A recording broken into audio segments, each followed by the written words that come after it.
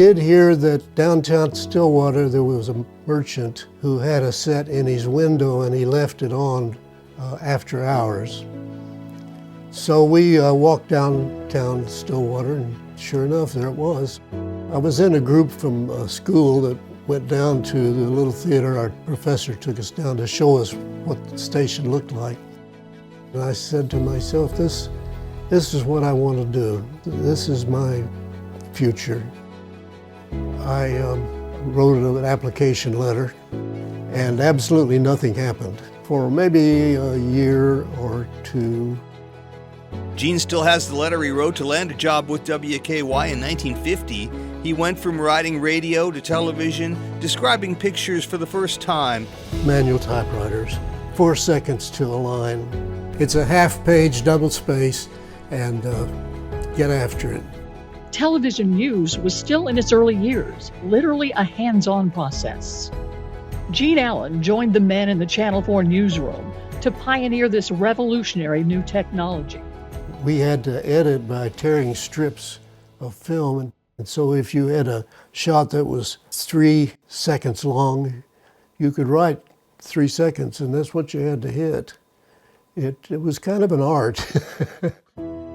You've got the camera in your hand and you're looking at something that's happening, it's important, and you want to be sure you get it. I feel we have left the United States for a foreign land. The speaker was riding a bus into Mississippi. Channel 4 reporters traveled to cover issues of national importance, much of their work appearing on NBC News, much of it produced by Gene Allen.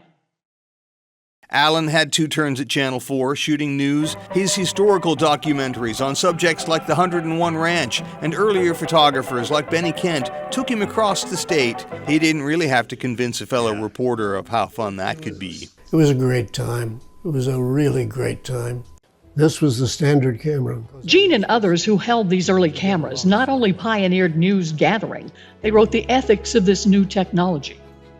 There was often a lot of pressure to get stuff done. Things happened that you didn't expect. You had to react to that.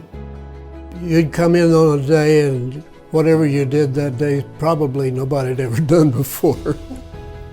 He started thinking about a book a decade ago. The stories took a while to gather, but the vision and the dream follows what he witnessed all those years ago, the flickering pictures on a screen. TV changed everything for him, and for us too. I had achieved what was really impossible in the beginning, was to go to work for a television station. Looking back on it now, I don't think I really appreciated what was happening.